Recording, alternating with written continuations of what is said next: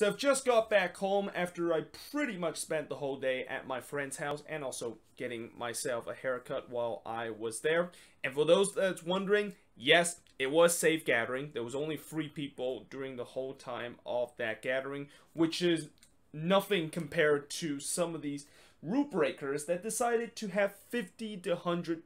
people gathering and decided to throw a house party during the pandemic. I mean, this is pretty much one of the many reasons why cases are not going down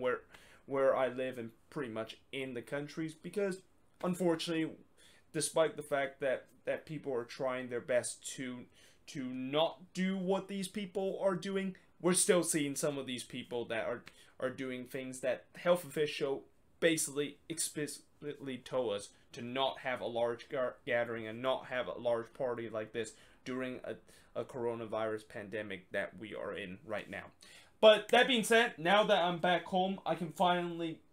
talk about today's video, which is looking at the 5 most surprising team in the MLSisback tournament. And before I begin this video, I want to just quickly note on the last video, and that I knew somebody was going to mention in the comments section, that I should have put the LA Galaxy in the most disappointing team. And I kind of purposely, at the end of the video, didn't do an honorable mention, where if I would have done it, I would have definitely put the LA Galaxy as an honorable mention. But the reason why I decided not to put the Galaxy on the list is because they were kind of in the same situation that the Vancouver Whitecaps were dealing coming into this tournament, which is they were a depleted team. They were already without their best player, Jonathan Dos Santos, and knowing the fact that after the first game that they lost and that they lost Chicharito for the rest of the tournament, they were pretty much down to a USL level kind of squad. So, you know, if you expect a USL kind of squad to potentially move on into the next round, yeah, that's a pretty big ask for that to happen, and thus that's probably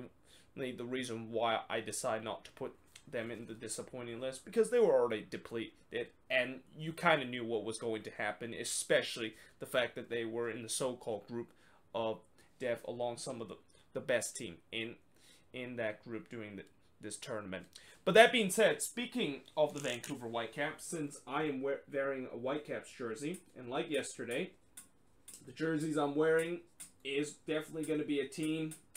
that is going to be on this list, and I'm going to put the Whitecaps as one of the 5 most surprising team in the MLSisback tournament, and probably the most surprising team in this tournament. Like, nobody thought that this team was going to make it to the next round, let alone maybe get a win in this tournament to pretty much make it to the next round. Like, I thought after the first 2 games of this tournament, I feel like they either have to have everything that goes right to them or somehow miraculously able to beat Chicago, despite the fact that they were basically playing a USL level squad and pretty much down to their 3rd string goalkeeper in that game. Well, it turns out miracles does happen sometimes, because not only the fact that they beat the Chicago Fire, everything went right with them in terms of the resort, and they somehow, in some way, sneaked into the knockout round, despite the fact that I don't think anybody in the world would have guessed that the Vancouver Whitecaps was going to be the team that is, or one of the 16 teams that actually make it into the knockout stage. But credit to the Whitecaps. I mean, their resilience throughout this tournament have definitely shown. Obviously, I know the Whitecaps, after this tournament, a lot of attention has to be on their 3rd string goalkeeper, Thomas Hassel, who, you know, the wall of Hassel is definitely a thing after what happened in that performance against Sporting KC, and that they almost actually upset Sporting KC and move on into the next round of the knockout stage if they would have won that PK shootout. But even if they didn't win that PK shootout, again, nobody expected this team to even get anywhere near the knockout round, let alone just win a game throughout this tournament. Now, at number 2, I am going to go with the San Jose Earthquakes. And also, this pen is dying, so I'm going to quickly use the blue marker. And again, I'm going to put... oh, this one's not working either. Some of these markers are broken. Guess I'm going to have to go with my red marker. Hopefully this one works. Yep, there we go. This one works pretty well. And I'm going to go with the Quakes, as I said, as the second team. Now, coming into this tournament, I was very pessimistic about the Quakes. I mean, I definitely had a very low expectation coming into this tournament. And I know some Quakes fans will say, why did I not be optimistic about this tournament? After all, Matias Almeida is a very good tournament coach. And I feel like in this tournament, knowing how deep the Quakes have gone throughout this tournament, it kind of shows that he definitely is a good tournament coach. Now, that being said, a lot of things went right for the Quakes in this tournament, like getting the easiest group and probably getting one of the team that was the biggest threat of the Quakes potentially moving on, being kicked out of the tournament, that is FC Dallas, and then getting an RSL team that definitely looked like they were depleted, and the fact that they potentially was going to be knocked out in the round of 16. But that being said, I'm not going to take away of what the Quakes done in this tournament, and that in some way they kind of defied the odds of what I thought they were going to be. I mean, I never thought that they were going to get a clean sheet against the defending champion Seattle Sounders. They did exactly that. I never thought that they would come back from 3-1 down against the Vancouver Whitecaps, and they did exactly that. I never thought that they would top the group, but after the 2-0 win against the Chicago Fire, they did exactly that. And in the RSL game, even though I kind of knew that they were going to win that one because RSL was kind of start to be tired out, I didn't think it was just going to be kind of like a walkover where we won 5-2 in that game. Now, unfortunately, we got found out against Minnesota, and that unfortunately Almeida didn't learn his same mistake that he has made for the past 2 years, that when you face a Loons team, you cannot use this man marking system that you run. But still, they really surprised me in terms of the fact that they kind of defied the odds in terms of some of the things that I thought the Quakes were clearly not going to do. And again, they really reached further than I thought that they were going to be. Like, my expectation was somehow they can just get maybe third place and hope that somehow they can sneak it in. And in reality, they actually topped the group and actually went to the quarterfinals of this tournament. Now, at number 3 is going to be FC Cincinnati.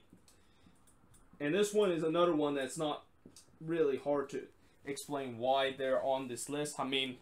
FC Cincinnati, after that first game against the Columbus Crew, where they lost 4-0, nobody would have thought that they had any chance of moving on to the next round. Like, everybody was thinking that, well, looked like Cincinnati is going to be the whipping boys in this tournament. And then it turns out in the very next 2 games, they won against Atlanta, and then they won against the Red Bulls to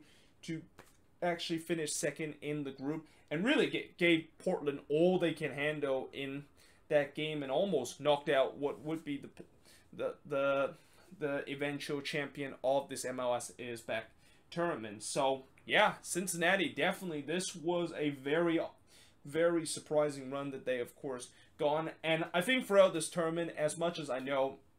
a lot of people have been talking about how Oscar Pereira has completely transitioned this Orlando City team to in such a quick fashion of being a competitive team, a lot of people forget that Jaap Stam actually done it even quicker. Like, this was the coach that heading into this first game of the MLSisback tournament,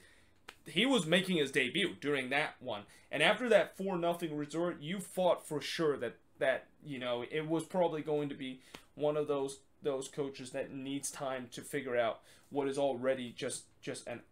a team that is just kind of a basement dweller team. But instead, look what he has done in such a quick succession, and I was very impressed of how he can turn this team that looked like a basement dweller and looked like the team from their inaugural year to a team that just looked completely unrecognizable and probably one of the toughest teams to try to break down in terms of a defensive and a very defensive kind of steady team, while they also look decent on the counter attack. Now at number 4, I am going to go with Minnesota United, the so-called underdog of the MLSisback tournament.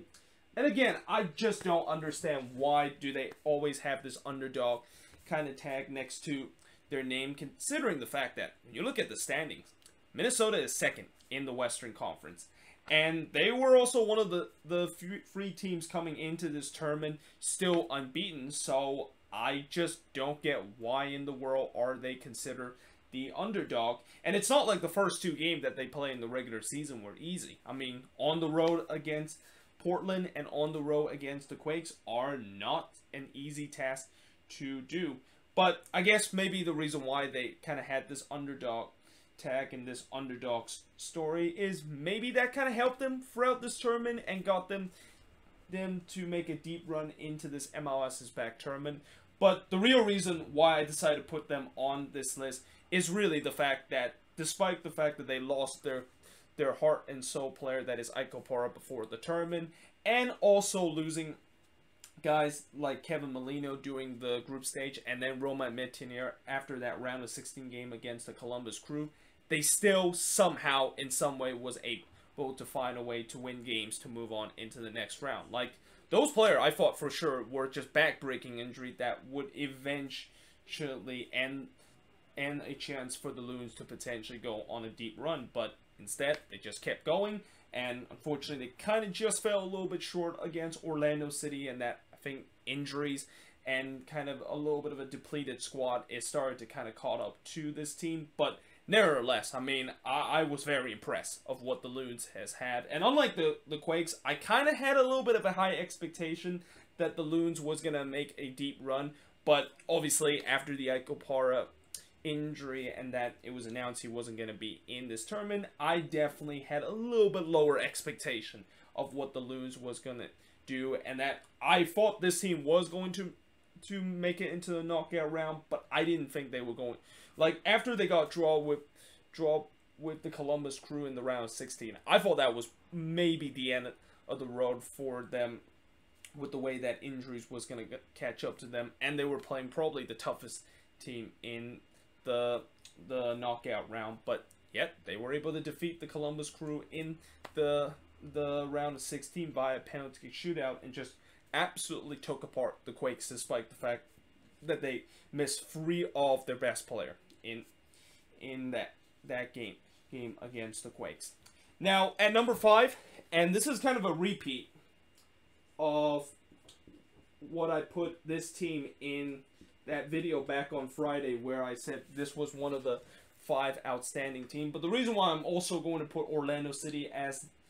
one of the 5 most surprising team is that not a lot of people thought that this would be a team that could make it to the final. Like, I know coming into this tournament, there was a lot of mystery of the fact that how could Oscar Pereira potentially get this team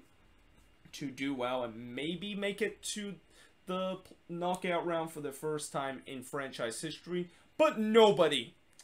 and I mean nobody, probably had thought that Orlando City was going to just completely tear apart in this tournament, and that they were able to make it to the final before falling short against the Portland Timbers. And again, I know I said this many times before, but I'm gonna say it again. What a job Oscar Pereira has done with this team, and how much he has just transitioned this team from a bottom feeder to be a team that looked like the best team in the one of the best team in the league, and playing probably some of the most beautiful soccer that any other team has been playing right now in this tournament. Is just remarkable of what he has done, and I am very excited to see what Orlando City is going to do now that the tournament is over, and whether that momentum is going to be carrying into the regular season, and that they could really finally do something that they have never done in franchise history. And it's been kind of a butt of the joke if you don't count the MLSisback tournament as their first playoff appearance, and that of course is making the playoffs for the first time in franchise history. But that being said, let me know in the comments below, what do you think of this list? Again, you know, I know there's going to be some people that's going to argue that there are some teams that could be on this list, but keep in mind, this is a list where I basically picked some of the most surprising team, not necessarily a team that is kind of the most outstanding team, and that these are the teams that I think in the beginning of the tournament, not a lot of people thought that they were going to do so well in this tournament and probably go very deep into this MLSisback tournament. But that being said, let me know in the comments below, what do you think of this list, and if you think there's another team that should be also on this list, let me know in the comments below. But yeah, hope you guys enjoyed this video. If you do, make sure you guys leave a like, smash that subscribe button, and yeah, I of course will see you guys next time.